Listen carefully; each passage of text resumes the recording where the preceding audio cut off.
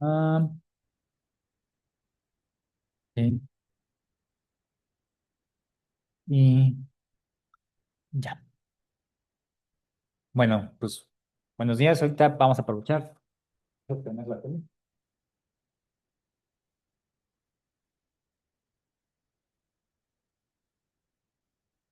Sí, la voy a dejar todo, ¿no? Ok. Bueno, entonces voy a empezar con un breve repaso de lo que vimos la clase pasada. Generalmente la última parte de la clase pasada y vamos a terminar. La idea de hoy es terminar la parte de la astronomía observacional en la parte de de la astronomía esférica, ¿no? Ver lo que serían los equinoccios. Y les mandaría por correo a todos, incluso a los que no vinieron, a todos los que están en la lista, las tareas y las ligas a a las clases que se han grabado, ¿no? Entonces, hoy lo recibirían alrededor de la tarde. Se los voy a encargar a, ya sea Raquel o Daniel, se les va a mandar. Y también les voy a encargar que vayan creando un classroom, ¿no? Bueno, entonces, nada más para empezar. Entonces, vamos aquí a empezar. Vamos a ver esta. La clase pasada terminamos en... Ay, ¿se ve? ¿Sí la ven? Ok. En la parte de los telescopios, déjame ir a la diapositiva en la que terminamos. Es esta. La que sigue. Ahí está. Esta.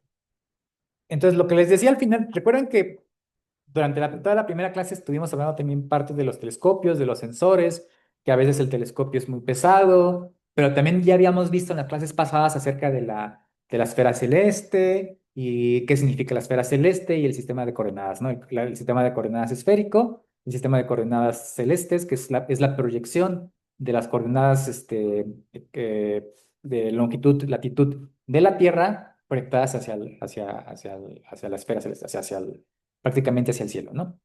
Es una esfera imaginaria en la que se tienen ahí proyectadas todos los objetos astronómicos como si fuera una esfera, ¿no?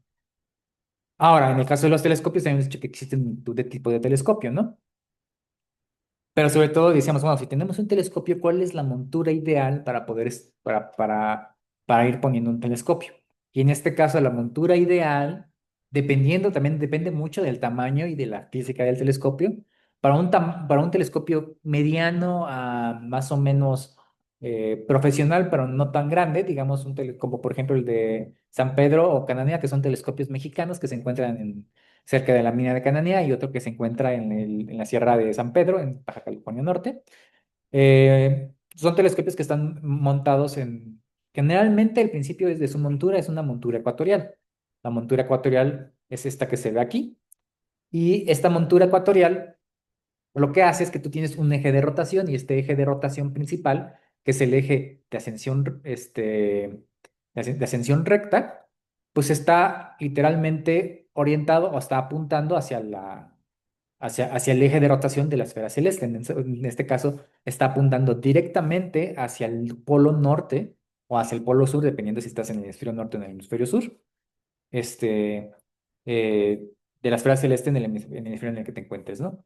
De tal manera que como la esfera celeste va a rotar sobre este eje, que realmente es un eje imaginario que depende de la proyección, pues entonces tú ya te eliminas un eje, porque si tú quieres hacer un tracking de todos los objetos que se están moviendo alrededor de esta esfera, pues simplemente tú mueves este eje y luego mueves este eje para apuntar a tu objeto y luego solamente mantienes quieto este eje de acá y vas moviendo solamente un eje conforme va avanzando la rotación de la Tierra. Entonces, reduces la complejidad de tu montura para poder hacer un tracking preciso de los objetos. Si la esfera celeste rota en esta dirección y este objeto ya lo tienes apuntando con el telescopio, pues solamente mueves en esta dirección, que esto es literalmente un reloj. Y construir un reloj ya es muy sencillo en esta época. Y entonces no tienes que hacer ningún otro movimiento más que hacer el seguimiento fino de este eje. Ahora, en la vida real, construir un telescopio de 2 3 metros y apuntar con precisión hacia el eje de rotación de la esfera celeste puede ser no tan preciso, porque si tú te desvías unos cuantos grados, pues ya no está 100% alineado. Entonces, para empezar, tienes que hacer una alineación precisa. Pero si no puedes hacer una alineación precisa, por eso es los telescopios profesionales tienen un sistema de seguimiento secundario, que esto también es muy interesante. Y si quieren, después vamos a ver una práctica, que tengo aquí un telescopio semirrobótico que se los puedo traer para la siguiente clase. Pero la idea es de que tú puedes meter aquí una cámara digital en la apertura del telescopio o incluso obtener un telescopio secundario más chiquito, que va a ser un telescopio guiador. Este telescopio guiador no es para ubicar el campo, sino para lo que se quiere hacer, un guiado fino. ¿Qué significa? Este telescopio secundario que va a estar montado con una cámara va a estar viendo hacia una estrella brillante y entonces si la estrella brillante se desfasa unos 5 o 6 píxeles en función del tiempo, va a calcular este desplazamiento en estos píxeles, lo va a transformar en cuál es el movimiento que tiene que hacer en el eje de declinación y en el eje de ascensión recta para compensar este desfasamiento y va a volver a regresar el telescopio principal a este apuntado, ¿no? Entonces va a estar corrigiendo los movimientos finos de esta pequeña desalineación que tú tengas en función del tiempo, ¿no? Esta es una. Ahora, para telescopios más grandes, pues tienes una montura alta azimutal. Esta montura alta azimutal tienes un movimiento de azimut, es este eje de acá, y un movimiento de altitud, que es este eje de acá, que prácticamente es el mismo que este de acá, que el ecuatorial, solamente que si tú haces este ángulo de aquí, lo haces 90 grados. De hecho, esto es una cosa interesante, porque si tú estás justo en los polos de la Tierra, o sea, en el polo norte o en el polo sur, entonces la montura ecuatorial se transforma en una montura sinutal, porque vas a tener un eje de ascensión recta que va a ser el azimut, o sea, va a coincidir con el azimut, y vas a tener un eje el eje de declinación va a coincidir con el eje de altura horizontal. Entonces, solamente en los polos, la montura ecuatorial se transforma en una montura alta azimutal, ¿no? Ahora, pues, la montura de alta azimutal generalmente se usa para telescopios cada vez más y más grandes, porque construir una montura ecuatorial para estos telescopios gigantes ya no resulta factible. Pero para esos telescopios gigantes tú puedes meter otros sistemas de corrección en el plano focal para poder compensar la diferencia mecánica de una montura con respecto a otra, ¿no? Ok, entonces, este es el punto, digamos, para terminar al menos esta sección de los telescopios. Y hasta este momento, entonces, los telescopios, tenemos diferentes tipos de telescopio. ¿Qué significa un telescopio? Un telescopio es cualquier instrumento que me ayude a captar fotones y luego si le agrego un detector, pues entonces este detector lo voy a poder usar para poder medir estos fotones, ya sea en una longitud de onda en específico, que en este caso es la fotometría, o a múltiples longitudes de onda, que en este caso es la espectroscopía, ¿no? Tener todo el espectro completo. También existen observaciones multibanda, que es desde el ultravioleta hasta el radio, o bueno, desde los rayos X hasta el radio, en el que me va a decir todo el espectro electromagnético y qué emite cada región. Eso también lo vamos a ver después, ¿no? Por ejemplo, en los cuasares o en las galaxias con núcleo activo tienen diferentes perfiles de emisión a diferentes longitudes de onda que, por ejemplo, una galaxia normal, que eso también es muy importante para estudios ya más detallados, ¿no? Am, y de esos telescopios tienes dos tipos de telescopio, uno que es en base de lentes, para poder concentrar la luz en un punto y otro en base de espejos.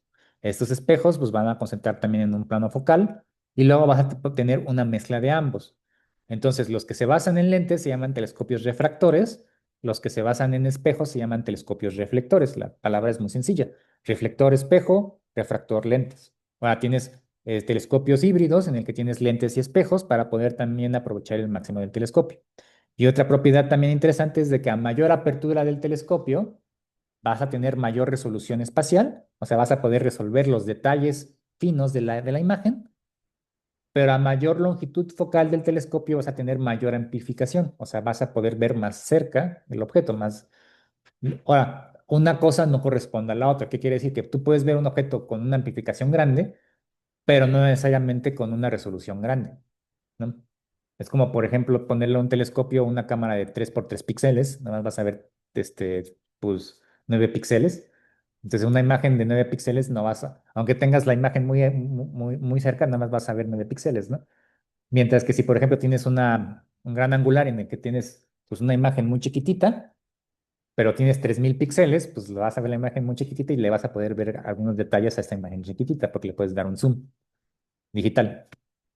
Em, ok, entonces en esta parte, digamos, vamos a terminar al menos esta parte de la sección de los telescopios y vamos a continuar con también un pequeño repaso de la geometría eh, de posición. Vamos a vernos acá. Y aquí, por ejemplo, bueno, vamos a irnos a esta presentación que tengo aquí preparada. También recuerden, en la primera clase pues vimos esta parte, ¿no? Que es la diferencia entre tiempo sideral, hora sideral y hora local, ¿no? Recuerden que les he dicho que, por ejemplo, la hora sideral no necesariamente es la misma que la hora local y tienes un desfase de un día a otro por el desplazamiento de la Tierra en la órbita, ¿no? Por ejemplo, tú tienes aquí en este punto, la estrella y el Sol coinciden a la misma hora, pero después de un día te mueves hacia esta dirección y precisamente porque la Tierra rotó un eje, pero no con respecto al Sol, sino literalmente físicamente rotó 360 grados, pero como al mismo tiempo se desplazó en su órbita, pues entonces cuando mueves 360 grados en este punto ya no estás viendo directamente al Sol, el Sol ya se desplazó un poquito hacia la izquierda, porque para volver a ver al Sol, ah, tienes que desplazarte un poquito más que 360 grados porque estás en una órbita que le está dando la vuelta alrededor del Sol. Entonces, geométricamente, pues tienes este caso. Entonces, cuando das exactamente 360 grados, pero sin referencia al Sol, sino con respecto a la posición inicial en que empezamos, pues entonces la estrella con respecto al Sol, pues va a estar desfasada. En este caso, si les decía 12 minutos. Entonces, a las 11:56, que son aproximadamente 4 minutos con sí, 3 minutos con 56 segundos de diferencia. Y cuando vuelva a estar exactamente el Sol en la misma posición, pues pasaron entonces ya las 24 horas. Pero las 24 horas físicamente no representan una vuelta de 360 grados en la órbita de la Tierra, bueno, en la rotación de la Tierra. Quiere decir que es simplemente que el Sol volvió a posicionarse en la misma posición del cielo que el día anterior, pero con respecto a su movimiento orbital, ¿no? Porque la Tierra va girando. Y entonces esa diferencia de 3 minutos con 56 segundos, pues es lo que genera la diferencia entre la hora sideral y la hora local, ¿no? Y eso es importante porque pues, no, nos permite, por ejemplo, ver, por esa misma razón, por ejemplo, Orión solamente la podemos ver en invierno o entre octubre y febrero, y no lo podemos ver, por ejemplo, en agosto, porque en agosto pues está de día, ¿no? Ok, bueno. am, Esta parte ya la habíamos visto también, esto también es un pequeño repaso, las coordenadas, la longitud y latitud, y la esfera celeste, como les había dicho, es la proyección de ahí está, la proyección de las coordenadas terrestres, pues, en la esfera celeste, ¿no? Y aquí tenemos dos cosas, una que es la eclíptica, que es el movimiento del Sol a lo largo del cielo, que no necesariamente está en fase con el ecuador de la Tierra. ¿Y esto por qué se debe? Pues porque el eje de rotación de la Tierra no está alineado con el eje de rotación de la órbita de la Tierra con respecto al Sol. Y este desplazamiento, vamos a ver si aquí está en esta imagen, ajá, pues es de aproximadamente, vamos a ver, de unos 26 grados aproximadamente, ¿no? Pero esta pequeña inclinación, pues es lo que nosotros nos da las estaciones del año. Durante, por ejemplo, ¿qué pasa cuando el sol está de este lado? Vamos a poner aquí el sol. ¿Sí, sí, sí se ve mi mouse? Ok. El sol está de este lado, el ecuador celeste es este de acá, este es el eje de rotación, y entonces nosotros nos encontramos en esta posición. Entonces, si nos encontramos, por ejemplo, en esta latitud y el Sol está de este lado, pues nos va a llegar los haces de luz prácticamente a 90 grados. Nos va a llegar toda la potencia, digamos, todo el calor del sol nos va a llegar de forma directa. Eso genera entonces los veranos. Pero cuando estamos, por ejemplo, en el otro lado, y estaríamos, por ejemplo, en este punto, aquí estaríamos nosotros, y el sol se encuentra de este lado, entonces los haces van a llegar más inclinados. Y entonces, como están más inclinados, por unidad de superficie por unidad de superficie vas a recibir una superficie más grande, va a recibir la misma potencia del sol, porque los haces llegan acá y en esta superficie que es de aquí a acá, por ejemplo, pues tienen el mismo ángulo sólido que esta superficie que estuviera de aquí a acá. Y entonces el área, porque está inclinada, pues es más grande y entonces misma potencia, pero mayor área, entonces se distribuye, bueno, la densidad por unidad de área es más chiquita. Y entonces tenemos menos energía irradiada por unidad de área. Y entonces tenemos los inviernos, se hace más frío, se siente más frío.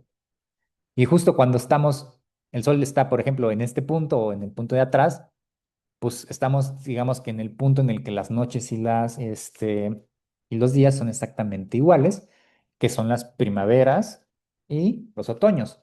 O sea, cuando pasamos de invierno a verano, de verano a invierno. Y entonces eso es, digamos que una fase transicionaria. No es lo más caliente, tampoco es lo más frío. Estamos como que en una temperatura templada. Y eso depende mucho si estás en el hemisferio norte o en el hemisferio sur. Si estás en el hemisferio sur, por ejemplo, y aquí es verano, allá va a ser invierno, y allá, si allá es verano, aquí va a ser invierno, ¿no? Entonces es una cosa curiosa porque recuerdo que cuando estaba en Australia, también en una estancia, pues uno celebra Navidad en verano. Entonces estás en la playa en Navidad con mucho calor, o incluso en la ciudad tienes mucho calor, pero es diciembre y estás en plena Navidad con con los árboles de Navidad, todos nevados artificialmente, pero estás en pleno verano, entonces como que no te cuadra que sea Navidad. Y por eso celebran Navidad en julio. Allá en el hemisferio sur, por ejemplo, en Australia, al menos te puedo decir que en Australia existe un evento que se llama Christmas in July o Navidad en julio, porque la Navidad no se disfruta si no estás en invierno, entonces el frío, eso no es lo mismo, ¿no? Entonces, eso me pareció a mí muy curioso cuando viajé al hemisferio sur. Bueno, el zodiaco es también lo que les habían dicho, o sea, prácticamente, ¿cuál es la definición del zodiaco? Pues son todas las constelaciones en las cuales en algún momento el sol pasa a través de ellas, ¿no? Por ejemplo, pero eso es simplemente eso, o sea, y ya. O sea, ¿qué constelaciones son? Aquellas que caigan dentro de la trayectoria de la eclíptica. Que si se fijan, las constelaciones del zodiaco que normalmente conocemos no son las mismas que están aquí porque estas ya cambiaron, porque las constelaciones del zodiaco fueron definidas durante la época de los griegos hace más de 2000 años de antigüedad, entonces pues no tiene nada que ver. Y entonces pues el zodiaco que te dicen en la revista no tiene nada que ver porque ya ni siquiera es eso, ¿no? Ahora, la de la precesión, ¿qué significa? Esto es como un trompo. Recuerden que la Tierra está inclinada, este, y entonces tienes un eje de rotación, pero realmente la Tierra está rotando como si fuera un trompo. Entonces, este trompo está cambiando de eje y la posición y orientación del eje no va a ser constante en función del tiempo. ¿Eso qué significa? Recuerden que las estaciones del año van a depender de la inclinación de la Tierra, pero también esta inclinación de la Tierra va a depender de la precesión, del movimiento de precesión de la misma Tierra con respecto al Sol, y entonces eso implica un cambio de duración de las estaciones del año a lo largo del tiempo. También implica un cambio en la posición de la estrella polar. La estrella polar ahorita, pues coincidió de que una estrella, esta que ustedes se le conoce como la estrella polar, que cae justo muy cercana del eje de rotación de la Tierra, pero cuando vaya pasando el tiempo, esta estrella polar se va a desfasar y ya no va a ser la estrella polar. De hecho, en la época de los griegos era otra, porque se está desplazando. Y de hecho, es un periodo de alrededor bueno, aquí en este caso son 25.767 años. 25.760 años es todo el periodo de fluctuaciones entre toda la variabilidad que va a tener esta precesión para poder llegar y orientarse de nuevo a la posición original, ¿no? Durante todo este periodo va a haber diferentes fluctuaciones. La estrella, la eclíptica va a cambiar de posición y es por eso que les digo que las constelaciones del zodiaco de hace 2000 años no son las mismas que ahora y que las que van a ser dentro de 2000 años no van a ser las mismas que ahorita estamos viendo, ¿sí? Entonces, esto es lo que les digo. Mira, aquí se ve la Tierra, cómo está rotando, y el ciclo de rotación, de precesión, como un trompo, pues este se va a mover de aquí para acá, y el tiempo que va a tardar en dar todo un ciclo en esta dirección va a ser de 25.767 años, ¿no? Ahora, aquí está, mira, aquí se ve de hecho toda la trayectoria de precesión que va a tener a lo largo de este tiempo. Estos son años de 0, 2000, menos 2000 años, ¿no? Esta es la esfera, esta, digamos, es la estrella polar, las que les digo, ahorita nos encontramos en el año 2000, aquí. Pero como les decía, en el año cero, el eje de rotación de la esfera celeste se encontraba en esta posición. No era la estrella polar, sino era aquí. Y entonces las constelaciones del zodiaco que eran en el año cero, pues eran diferentes, ¿no? Pero lo interesante también es cuando se empezaron a crear las constelaciones del zodiaco, más o menos es de la época del griego clásico. Esto data más o menos como por ahí del año, bueno, si nos damos incluso más, la época troyana, ¿no? Que ya ni siquiera es griego clásico, sino es antes del clásico del griego, pues, para cuando los troyanos estaban todavía, en la edad del bronce, pues estamos hablando de hace menos 2000 años, o sea, en 2000 años antes de Cristo. Entonces, en la época de la historia de la invasión de Troya, ya nos estamos yendo más en el pasado, pues el polo norte, o bueno, el polo norte de la esfera celeste, pues estaba ubicado en esta parte de acá. Y las constelaciones eran completamente diferentes. Por eso digo que las constelaciones del zodiaco que sabemos que están diferentes, ¿no? Pero también es porque la Tierra va rotando y tenemos este eje de precesión. Y dentro de unos 6000 años, por ejemplo, va a estar aquí. Lo interesante es que, por ejemplo, usando esta trayectoria, la estrella polar va a estar, pues se va a ir moviendo y por ejemplo, va a ser aquí, por ejemplo, alrededor de los 7500 años, pues va a ser esta estrella, alrededor de los 11.500 años va a ser esta otra, esta es la constelación del cisne, y así sucesivamente va a ir cambiando, ¿no? Y entonces, pues todo este periodo va a ser de aproximadamente, am, aquí nos regresamos, 25.767 años, ¿no? Aquí, bueno, esos son, ya considerando todo esto, bueno, tenemos diferentes tipos de año. Como les dije, también tenemos diferentes tipos de hora y diferentes tipos de tiempo. El año, siderio, es aquel que tú pones una estrella y das una vuelta completa alrededor de la órbita del Sol, pero de tal manera de que al regresar, la estrella regresa exactamente en la misma posición, que no es la misma que el año solar, donde el Sol va a estar en la misma posición. Y en este caso, la misión del día o la misión del año entero va a ser de 365.2563, ¿no? O lo podemos decir como 365 con 6 horas, con 9 minutos, con 9.76 segundos, ¿no? Esta cosa también es muy interesante, ah, porque tenemos este punto 25, ¿no? Ahorita después les voy a decir exactamente las implicaciones que tiene este punto 25.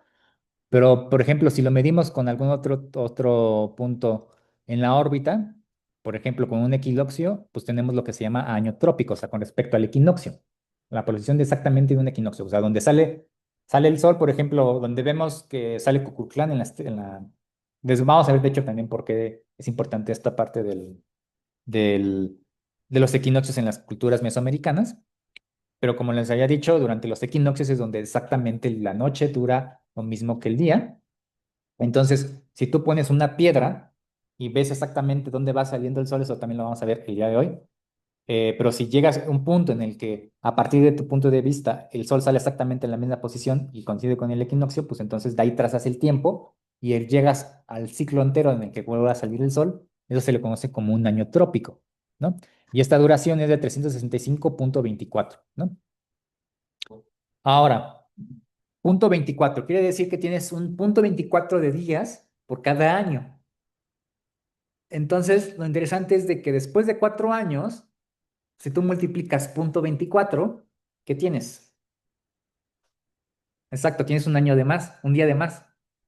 Por eso, cada 4 años tenemos el año bisiesto en febrero. Y de ahí sale la corrección de este año bisiesto. Y de hecho esto es muy interesante y de hecho uno no lo da por sentado, pero esta es ya, se empieza a basar en la construcción de un calendario. Y ese es el calendario gregoriano, que lo estableció el Papa Gregorio, am, más o menos por ahí de 1500, ¿no?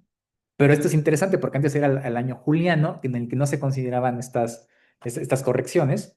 Y entonces tenías que corregir el año porque se iba desfasando los meses con respecto al tiempo.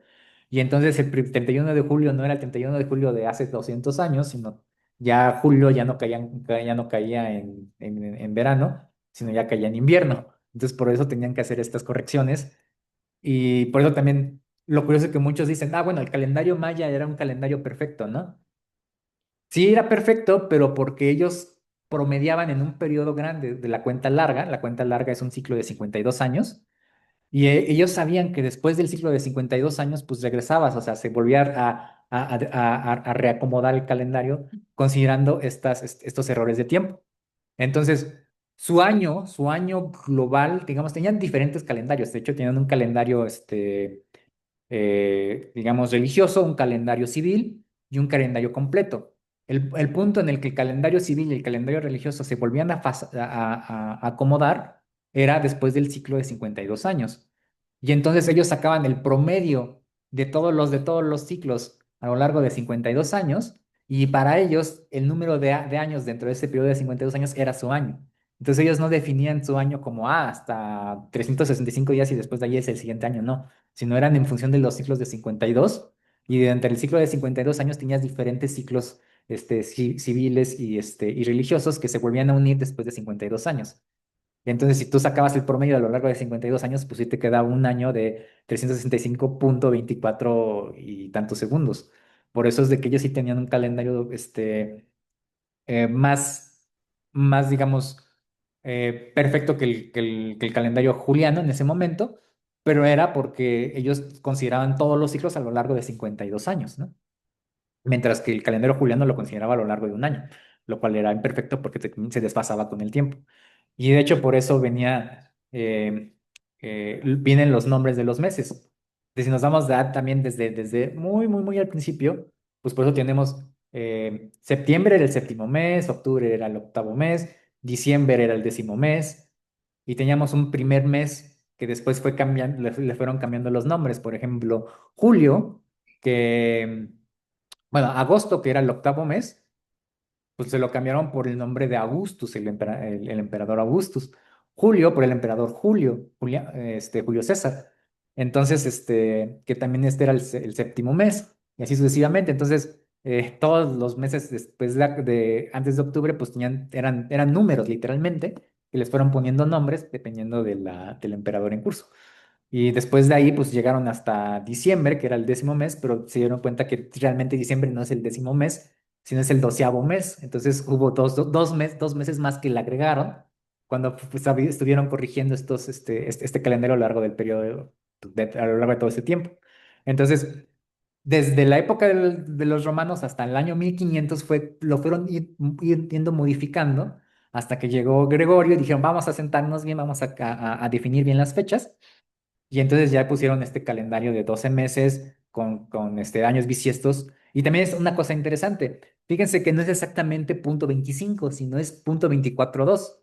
Entonces hay unos cuantos segundos que no están considerados. Y entonces es prácticamente después de un periodo de aproximadamente 108 años, en el que no hay un año bisiesto. Entonces el año bisiesto se salta.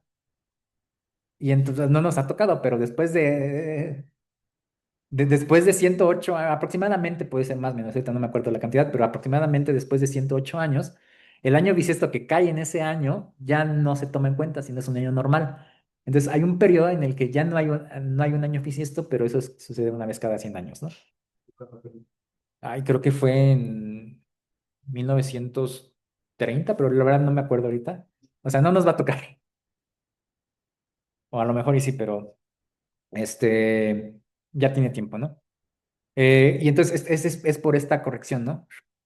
Entonces, este punto 24 es el que generan los años bisiestos, ¿no? Para poder hacer la corrección. ¿Por qué? Pues porque nuestro año solar no dura exactamente 365 días, ¿no?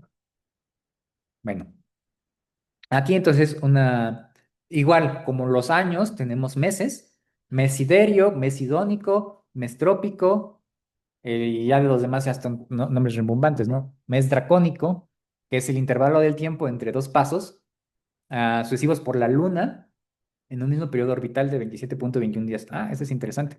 Ese es el periodo lunar. 27,21 días es lo que dura el mes lunar. Entonces, ¿a qué nos referimos?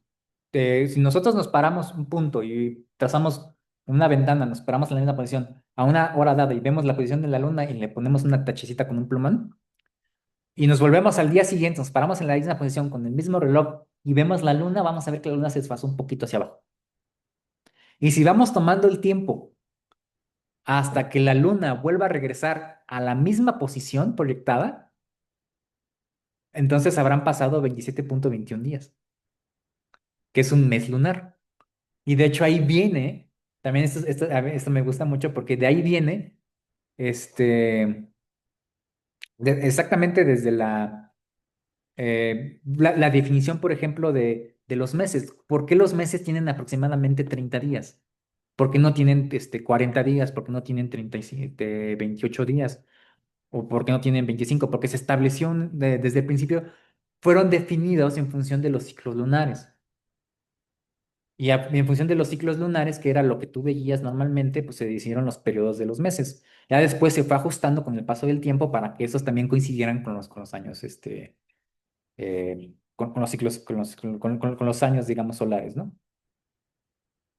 Ahora, aparte del periodo del ciclo de precesión, también existe otro ciclo, que es el ciclo de inutación. ¿Qué significa? Que la Tierra realmente no está girando exactamente como si fuera un cono o un trompo exactamente, sino que sobre el eje de rotación de este ciclo de precesión, también tienes subciclos. O sea, es como si tuvieras otro trompo girando sobre el mismo trompo. Y entonces estás rotando y entonces generan submovimientos, no es exactamente un círculo, sino son como, pase como un seno a lo largo de toda esta trayectoria. Y el ciclo de esto es de 18,6 años, el de nutación, porque este es mucho más chiquito. Y entonces va alterando de vez en cuando la inclinación efectiva de la Tierra a lo largo del tiempo. Entonces, la inclinación, pues vas a tener aquí exactamente este valor, 23,5 grados, pero por la nutación esto va a variar más o menos unos cuantos grados en función del año, o en función también del periodo de precesión de la Tierra, ¿no? Ok, este ya no lo vamos a saltar. Y ok, dado todo esto, bueno, también las implicaciones que les he dicho, pues entonces esto va a tener implicaciones en las estaciones del año. Lo que les decía, por ejemplo, si nosotros nos encontramos aquí en el trópico de Capricornio, en este preciso momento, pues vamos a recibir la luz solar directamente enfrente de nuestras cabezas. Pero si nos vamos por ejemplo, si el Sol estuviera en la otra posición, o sea, en la otra posición de la órbita, entonces nosotros estuviéramos aquí y los ejes de la Tierra pues no van a coincidir exactamente a 90 grados, sino van a estar inclinados y entonces la densidad superficial de radiación solar va a ser más chica, vamos a tener prácticamente menos luz y entonces vamos a sentir más frío y entonces tenemos el invierno y el verano. Ahora, eso es una cosa interesante. Trópico de Cáncer, trópico de Capricornio. ¿Qué quiere decir esto? Bueno, uno diría que tiene que ver con el zodiaco, pero no tiene nada que ver con el zodiaco. Simplemente tiene que ver que son las posiciones de la Tierra en el que en algún momento del año el Sol va a estar justo a 90 grados sobre nuestra cabeza. O sea, si estamos aquí, obviamente en el verano del hemisferio sur, pues va a caer, el Sol va a estar justo arriba de nuestra cabeza. Y si estamos aquí en el trópico de Cáncer, en este caso en el verano del hemisferio norte, el sol va a caer justo encima de nuestras cabezas. Y en cualquier punto entre los dos trópicos, en algún momento del año también va a caer encima de nuestras cabezas, no necesariamente en el verano, no necesariamente en el invierno, pero va a caer en algún momento, ¿sí? Del día o del mes. Entonces, ¿qué quiere decir? Que solamente dentro de los trópicos el sol va a llegar a una altura de 90 grados. En ninguna otra parte de la Tierra fuera de los trópicos el sol no va a llegar a 90 grados. Quiere decir que en las regiones tropicales vamos a tener un clima preferencial porque vamos a tener la mayor cantidad de densidad de potencia solar por unidad de área. Y por eso es que en el Ecuador y en todas las regiones tropicales pues tenemos selvas, tenemos diferentes biomas. Pero si nos vamos arriba de los trópicos, en ningún momento del año, eso sí, en ningún momento del año el sol nunca va a estar arriba de nuestras cabezas. Quiere decir que nunca vamos a tener la máxima potencia del sol y entonces va a ser cada vez o más frío o no tan frío, pero no va a llegar a ser caliente. Y por eso vamos a tener diferentes también biomas, como por ejemplo biomas más polares, en este caso, pues ya, por ejemplo, los bosques de Estados Unidos son diferentes a los bosques mexicanos, ¿no? Que son más fríos, son más húmedos. O si nos vamos, por ejemplo, a Alaska, pues todo está lleno de osos polares, y bueno, no en Alaska, pero sí en el Polo Norte, va a ser pues casquetes de hielo o incluso glaciares permanentes. Ok, bueno, este es un ejemplo, las diferentes estaciones del año, esto ya también lo estamos viendo, y es lo que les decía. Por ejemplo, en algún momento, pues vamos a tener el sol justo arriba de nosotros, pero en otras coordenadas, pues el sol nunca va a llegar arriba de nosotros, ¿no? Depende de la posición de la Tierra. Ahora, recuerden que les dije que el Sol se va a ir moviendo dependiendo de la posición de la Tierra en algún momento del año. Esta posición del Sol, justo, digamos, si voy yo de mi ventana y veo la posición del Sol, digamos, a esta hora y le pongo una tacha, ¿no? Y al día siguiente, justo a la misma hora, voy y veo la posición del Sol y le pongo otra tacha. Y así sucesivamente a lo largo de todo el año, voy a trazar una trayectoria. Y esa trayectoria se le conoce como analema, que es esta trayectoria que está aquí. Entonces, esta fotografía fue tomada exactamente a la misma hora, creo que cada 4 semanas o cada mes. Bueno, pero cada X cantidad de tiempo. Y vamos viendo cómo se va moviendo la trayectoria del Sol a lo largo del mes y del año. Esto es importante porque nos va a decir las estaciones del año. Por ejemplo, esta, que es en donde el Sol está a mayor altura, es el verano. Esta de acá, en donde el sol está a menor altura, es el invierno. Y estas dos de aquí, en donde las dos se cruzan, son los solsticios. Solsticio de primavera y el solsticio de otoño. Esto es interesante porque justo solamente en los solsticios es en donde el sol va a salir exactamente en una dirección dada, en una dirección preferencial. Si tú construyes un edificio, y lo construyes de una manera que solamente en el solsticio el sol salga justo a 90 grados y me haga una sombra, entonces me va a marcar, digamos, el, el inicio del solsticio, el inicio de donde yo tengo que empezar las siembras, donde tengo que empezar la recolección. Por eso, por ejemplo, en las culturas mesoamericanas esto era muy importante, pero no solamente en las culturas mesoamericanas, sino en todas las culturas en general. En Stonehenge era exactamente lo mismo, era un reloj y un calendario solar en el que te decían dónde estaba, dónde empezaba y dónde terminaba el solsticio, dónde empezaba el invierno y dónde empezaba el verano, ¿no? Pero esto es importante porque en ese momento, pues si tú no sabías cuándo cultivar y cuándo recolectar, pues te morías de hambre. Entonces era algo de primera necesidad saber exactamente cuándo empezaba el solsticio y cuándo no, porque entonces de eso dependía tu vida, porque si no, no comes, pues no te morías, ¿no? Y entonces, por eso, por ejemplo, en las culturas mesoamericanas es muy importante que justo en el solsticio, pues se ve cuando empieza Cuculcán, pero era una forma visual para determinar, ya en este momento ya tengo que empezar a hacer la siembra. Y entonces también de ahí, pues el ser humano empezó a marcar el inicio y el principio del año y de ahí salió también lo del calendario, ¿no? Pero es precisamente por este patrón, en este analema, eso aquí lo vemos claramente, sabemos exactamente en dónde está saliendo el sol, en dónde no está saliendo el sol. Ujú. Y entonces de aquí pues ya podemos entonces definir medidas de tiempo, ¿no? Por ejemplo, el universo está, bueno, esto lo podemos ir viendo después, ¿no?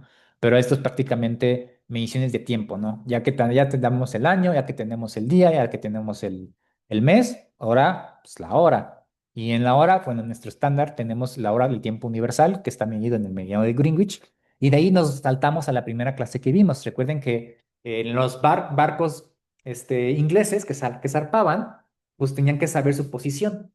Y su posición, pues tenían un cronómetro marino en el que tú lo tenías cronometrado al tiempo de Greenwich. Y entonces la diferencia entre tu cronómetro marino y el tiempo que tú medías con el sol en una posición dada, esa diferencia de horario, pues te daba tu posición en longitud. Y viendo las estrellas, pues te daba tu posición en latitud. Entonces eso era tu GPS. Y entonces una precisión de segundos, pues te daba un error de kilómetros en el desplazamiento del mar, en tu trayectoria. Entonces, pues en ese momento, como el Imperio Británico era un imperio y pues estableció los estándares, pues dijeron, pues vamos a marcar Greenwich como nuestro punto cero de referencia y así se puso en los mapas y a partir de ahí se definieron los usos horarios y por eso tenemos el GMT. Y el GMT pues está definido en la hora cero en Greenwich. Por eso es que lo tenemos así definido, ¿no? Pero de ahí también tenemos otros tiempos, como por ejemplo el tiempo atómico universal, por ejemplo, que ya lo tenemos con un reloj estándar atómico y obviamente está definido en cero en Greenwich, ¿no? También tenemos, por ejemplo, el tiempo siderio, que es el basado en 24 horas, pero 24 horas con respecto a una estrella, ¿no? Entonces, el reloj siderio no es exactamente el mismo, el tiempo sideral no es exactamente el mismo que el tiempo que nosotros tenemos en nuestro reloj. Aunque el tiempo siderio también esté basado en 0 a 24 horas, una hora sideria no es lo mismo que una hora local, tenemos este desfasamiento de 3 minutos con 56 segundos, ¿no? Bien. Ahora, me voy a llegar a esta es la que me gusta, ¿no? Esto es la posición a lo largo de los años, por ejemplo, desde 0 hasta 3.300 días, y eso es la duración del día en minutos, o sea, cuánto se va desfasando, por ejemplo, cómo va cambiando el día a lo largo de la eclíptica, ¿no? Y entonces, pues el día va a incrementar o va a variar en cuestión de minutos dependiendo de cómo va saliendo el sol, ¿no? Y esto es precisamente, pues, el día no dura lo mismo, en este caso es la curvatura verde, en este caso nos basamos en la verde, ¿eh? Ok, bueno, es la verde, ¿no? Entonces, esto es cómo va cambiando los minutos, digamos, los minutos en la duración total del día a lo largo del verano o del invierno. Tenemos, por ejemplo, estos son los equinoccios. Ah, no, estos son los equinoccios. Y nos va a decir, por ejemplo, los puntos en los que el día va a durar igual que la noche o los puntos en los que el día va a ser más grande que la noche, ¿no? Esos son los crepúsculos. Esto es más que nada cuestiones náuticas, pero esto es importante para saber exactamente en dónde, cuándo sale o cuándo no sale el sol. Pero esto es importante para o poderte ubicarte en el mar, ¿no? Ya. Ahora, esta es la duración de los periodos de la luna. Esto ya lo vimos también lo voy a saltar tantito. Lo interesante también es de que, bueno, esto tiene una implicación interesante, porque dependiendo de la posición de la luna con respecto a la Tierra, nos va a dar las mareas, ¿sí? Entonces, esta gráfica me gusta más. Dependiendo de la posición de la luna y de las fases de la luna, en algún momento, por la atracción de la gravedad de la Tierra con respecto a la masa bueno, de la luna con respecto a la Tierra y a la masa de agua que tenemos, van a ir cambiando las mareas. Pero esto es interesante porque uno dice, bueno, la marea sube en la noche y baja de día, pero no necesariamente, depende de la fase lunar. Por ejemplo, puede ser que tengamos marea alta al mediodía y marea baja en la noche, ¿no? Dependiendo si tenemos luna nueva o, o luna llena, ¿no? Ahora vamos a ver esto, nos saltamos. Esta parte de acá. Esta gráfica me gusta mucho. Fíjense bien cómo va variando la distancia, porque también la luna no está en una órbita circular perfecta con respecto a la Tierra, sino la luna tiene unas pequeñas variaciones de distancia a lo largo del periodo, de todo su periodo de rotación con respecto a la Tierra. Y esto va a ir cambiando, incluso su posición relativa. Su eje de rotación no está también 100% alineado con respecto a la Tierra. Su velocidad de rotación sí. Tenemos una amarre gravitacional. ¿Qué quiere decir? Que el tiempo de rotación de un día lunar está en fase con el tiempo de rotación de la Tierra, bueno, desde de su órbita completa alrededor de la Tierra, de tal manera que la cara de la Luna siempre la va a dar hacia la Tierra. Nunca vamos a ver el otro lado de la Luna porque cuando la Luna rota alrededor de su eje, su eje de rotación con respecto a bueno, su rotación completa con respecto a su eje es el mismo que su movimiento de traslación de la Luna con respecto a la Tierra.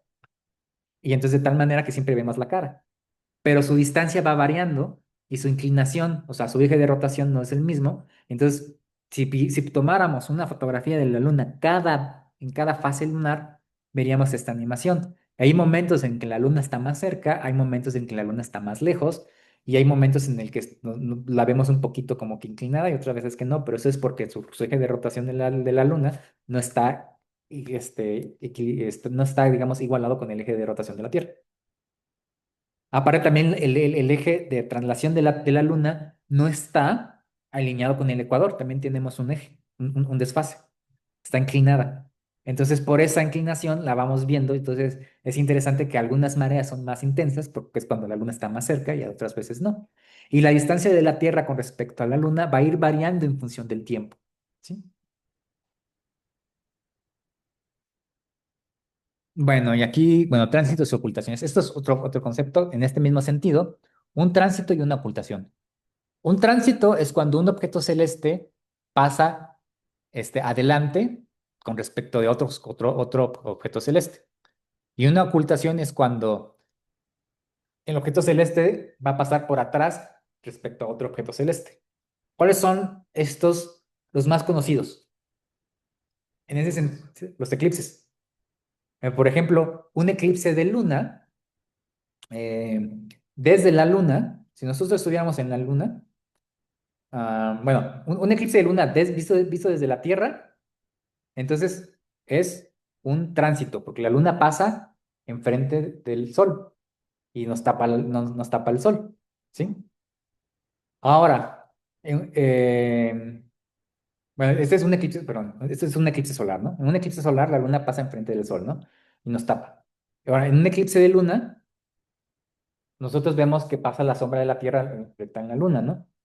Entonces, si estuviéramos en la luna, pues sería, por ejemplo, también un tránsito, porque la Tierra estaría pasando enfrente del Sol, ¿no?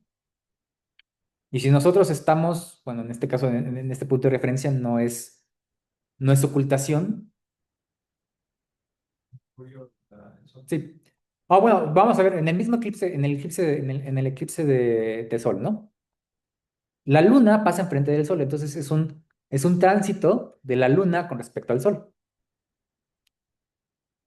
pero es una ocultación del Sol con respecto a la Luna,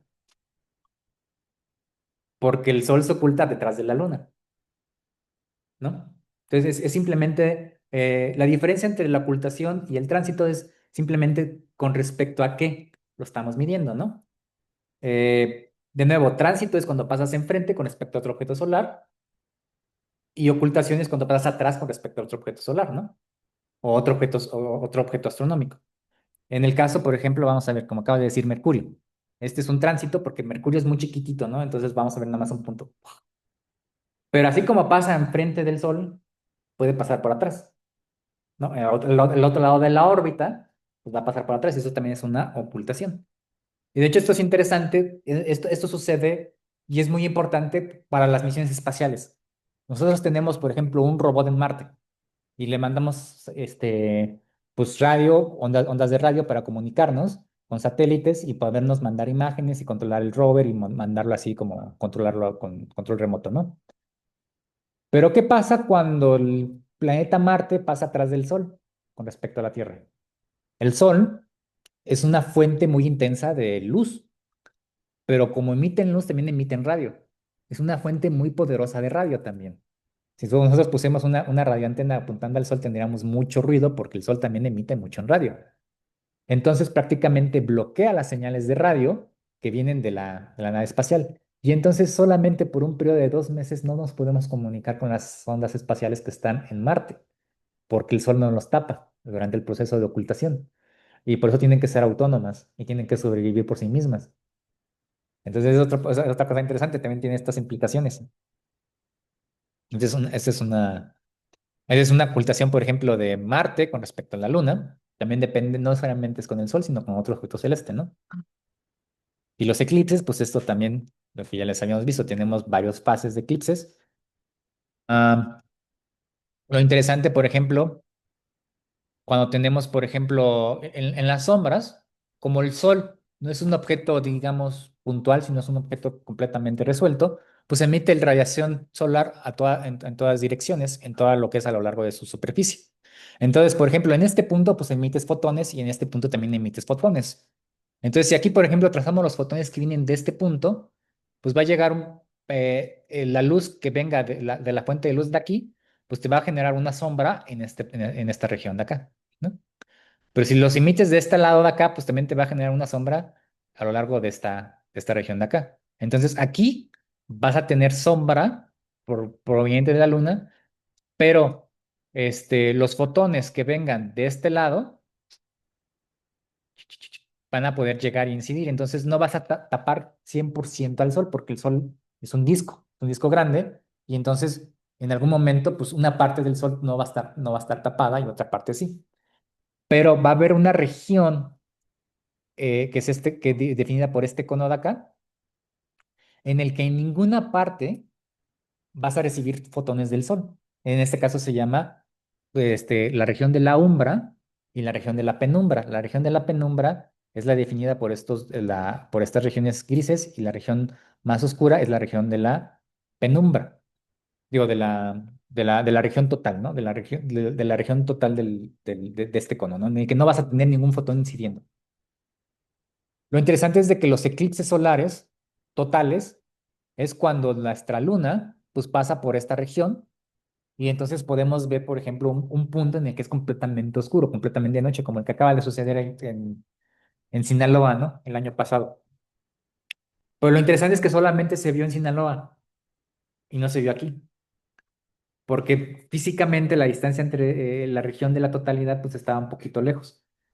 Y nosotros nos tocó la umbra, o sea, desde nuestro punto de vista, la luna no pasó en esta dirección, bueno, en este caso, sino pasó en esta dirección de acá, y entonces nos tocó la región de la penumbra, y entonces fue un eclipse parcial, y entonces solamente vimos un pedacito del sol tapado y el otro no, porque no llegó a taparse por completo. Es por eso que tenemos eclipses parciales y totales. Pero también, fíjense de que dependen mucho de la distancia de la Tierra a la Luna. Por ejemplo, si la Luna está muy lejos, pues este cono nunca va a tocar la Tierra. Entonces va a llegar un punto en el que no importa dónde estemos, nunca vamos a ver un eclipse total. Y entonces también depende mucho. Recuerden que les dije que la distancia de la Tierra a la Luna varía en función del día, del día del mes lunar. Entonces también es mucho que tiene que coincidir de que exactamente donde sucede el eclipse, pues está la distancia ideal para que tengamos una totalidad. Porque puede coincidir de que sí esté alineado, pero esté lo suficientemente lejos como para que no haya una totalidad. El cono de totalidad no toque la Tierra. Y entonces en este punto, por ejemplo, vamos a tener eclipses de este tipo. Y entonces solamente vamos a tener eclipses totales cuando coincide con estas condiciones. Y por eso, solo cuando se dan estas condiciones, es cuando tenemos un eclipse total, y por eso es que son raros. Suceden una vez cada 30 40 años, ¿no? En una región. Esto es la transición de la totalidad. Este caso es de un eclipse, por ejemplo, en el que solamente la región de la totalidad caminó en esta región de acá, y todas las demás, pues no, ¿no? Y entonces, pues ya tenemos, eso también se aplica también en los eclipses de luna, o sea, tenemos eclipses parciales, totales y penumbrales, ¿no? Acá. Y lo mismo que les acabo de explicar, se aplica en los eclipses de la luna. Solamente cuando la luna pase por el cono de la Tierra que genera la totalidad es cuando la vamos a ver completamente oscura. Y cuando está pasando por esta región de parcialidad es cuando la vemos roja. Y lo interesante es que toda esta trayectoria pues dura mucho, dura como unos 6 horas. En total, un eclipse lunar dura mucho tiempo, pero porque nuestro cono con respecto a la luna pues es muy grande y tiene que moverse a lo largo de toda esta órbita y esto dura 6 horas. Mientras que en la luna, con respecto al Sol, pues el cono es más chiquito, es más definido y por eso dura unos cuantos minutos. Y la totalidad dura unos minutos nada más, ¿no? Bueno, esto me lo voy a saltar y ya, bueno, aquí. ¿Preguntas? A ver, nomás voy a contarme esto. Sí, sí, todo esto lo va a subir. Se los va, sí, también, ustedes llegaron un poquito tarde. Para todos los que acaban de llegar, bueno, ya llegaron. Hoy les voy a mandar las tareas, se las voy a mandar por correo. Todos los van a recibir. También tengo los nuevos correos que me mandaron. También les va a llegar la liga hacia el Classroom. Y en la liga del Classroom van a tener estas 3 clases grabadas y las tareas, que va a ser una serie de preguntas en PDF. Va a ser preguntas sencillas, nada más con la primera tarea. Y va a ser, bueno, hoy se los voy a mandar en la tarde, ¿no? Tarde-noche, ¿no? Entonces nos va a mandar como que el link por correo. Sí. Ah, Ahora, gracias. ok. Bueno, aquí vamos a hacer. Entonces, bueno, aquí quiero también, nada más para acabar con esta clase, dejen de mostrar otra presentación que tenía. Vamos a buscarla. Aquí no está. Vamos a ver si es esta. Ajá. Esta animación está bonita. Esta me gusta. Respecto a los eclipses, ¿no? Esta es el eclipse visto desde la Estación Espacial Internacional, ¿no? Así es como lo vemos. De hecho, es una región. Toda esta región de acá es la umbra y toda esta región de acá es la totalidad. A ver, aquí nos vamos. Ajá, conceder acceso, aceptar. Ok. Y vamos acá. A ver, ya no lo veo. Me ayudan. Me ayudan más. Vamos para acá. A ver, tenemos. A ver, no, para acá. A ver. Ahí está. Entonces, esta es una pequeña animación de cómo se va viendo la luna.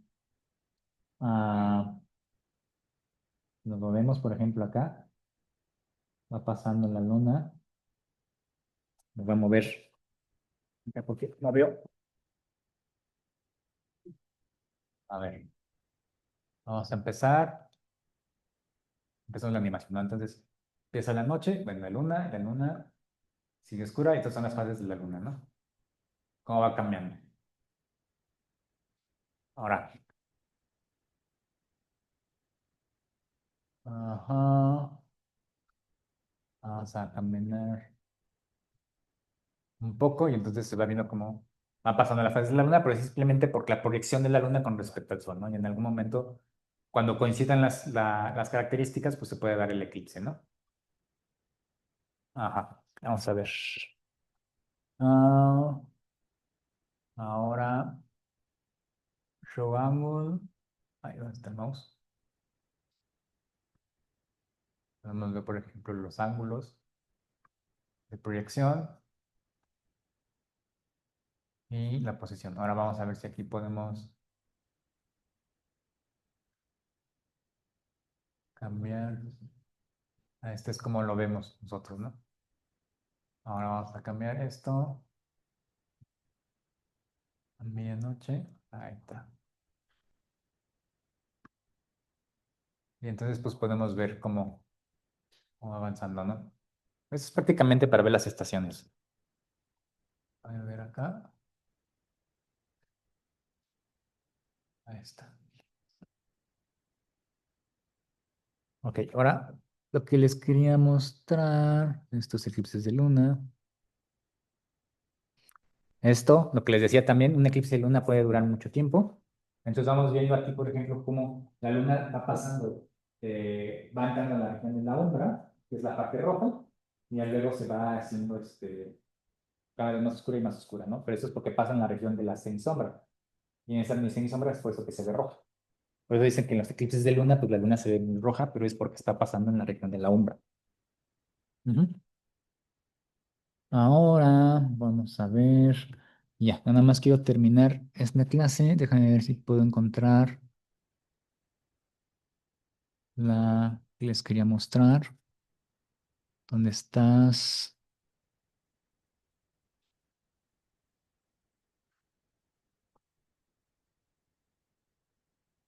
Esto es geometría esférica, ¿no? A ver.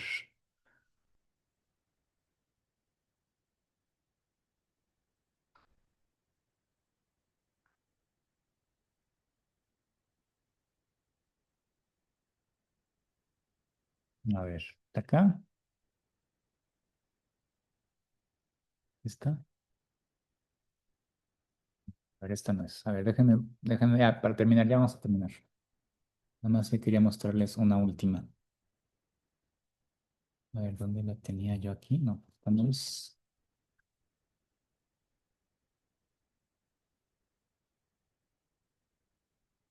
Esta es la duración del mes.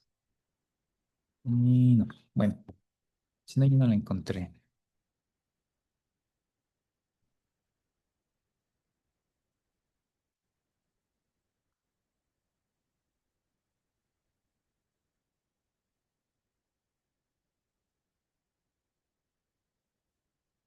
Bueno, ya no la encontré. Bueno, pues hasta aquí. ¿Preguntas? ¿No? Bueno, esta clase se va a quedar grabada y les vamos a mandar la tarea. Vamos a crear un Classroom, vamos a mandar todo esto por YouTube y pues ya, bueno, nos vemos la siguiente clase. Sale. Ujú.